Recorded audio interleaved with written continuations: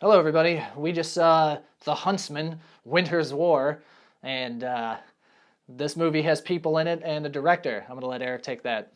Directed by, I forgot the director's name. Cedric Nicholas Dash Troyan.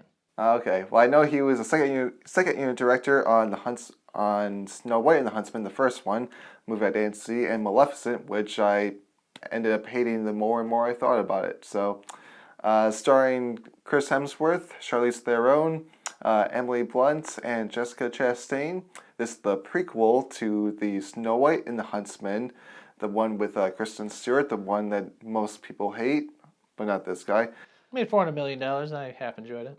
Well, this movie was bad.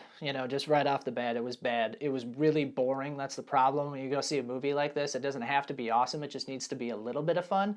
And I didn't find a lot of fun in the movie. That first 20-something minutes that we talked about, this 30 minutes to set up the story, I was yawning. I almost fell asleep before the movie got going. So It's more like 25, 30 minutes probably. exactly, yeah. So it's just, overall the whole movie was boring. The action wasn't good at all. It did have some laughs in it, which I enjoyed. The dwarf characters a lot, like Nick Frost plays a dwarf in here, and there's some dwarf women in the movie.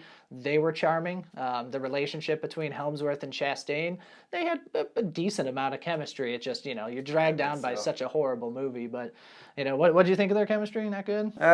It wasn't terrible, just I didn't buy it all that much, and the whole driving force behind the conflict between them when they first sort of break up is really weak, and you have a hard time buying it because you're like, were they even in love in the first place if they're willing to split up that easily? Yeah, this movie does a bad job of showing you what's happening. It just kind of tells you this is what's happening and this is what's happened or this happened in the past, and that's why you should understand this because this is what's happening now, and we just told you that 3 times. So, that's where the movie falls apart. It's a lot of tell and not a lot of showing, basically. Yeah, which is, it's a movie. Show me, don't tell me. With the whole, I never miss, they told us that probably about 3 times and showed it to us once. Yeah, and then 10 minutes before the movie's over, you're like, well, maybe she doesn't miss, but who cares? The movie's almost over by then. So, but yeah, if the movie was all 4 dwarves walking around having a good time on that adventure, I think it would have been good.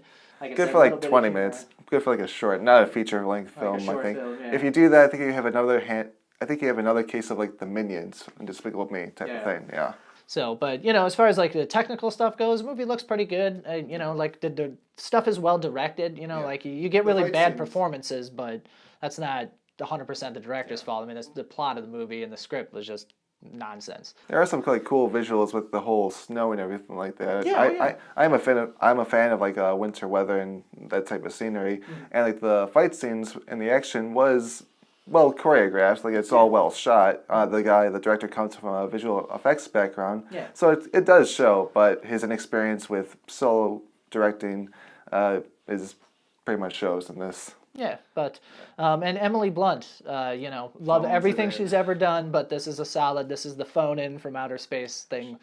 She basically read the script and went oh, it's one of those movies. Whatever, I don't care. Everybody has a summer home they need to pay for, and this was that movie for Emily Blunt, I think. So, and Jessica Chastain and Charlize Theron, they're basically wasted in this movie. They don't have anything to do. Geez, even Hemsworth is wasted in this movie. Pretty much. I mean, he had the most to do in there, sort of, but he also probably read the script and I'll give you an adequate performance, but I'm not going to put my all in this. Yeah. So, Eric, would you recommend to go see Huntsman: The Winter's War at the theater? The lack of Snow White in this title is appropriate, considering that this movie is not the fairest of them all. Therefore, I would not recommend seeing this movie in the theater or waiting for it to come on VOD or on DVD. Just skip it.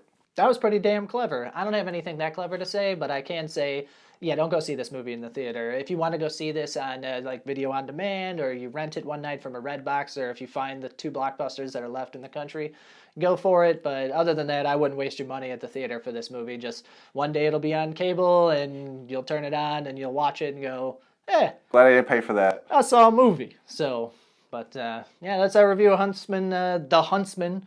The Winter's War, Huntsman, Winter's War, The Huntsman. I think it's The Huntsman. The Huntsman, Winter's War. Winter's War. There you go. I want to say The Winter's War, but I'm wrong. So yeah, so there you go. There's our review for it. Neither one of us recommend going to see it at the theater.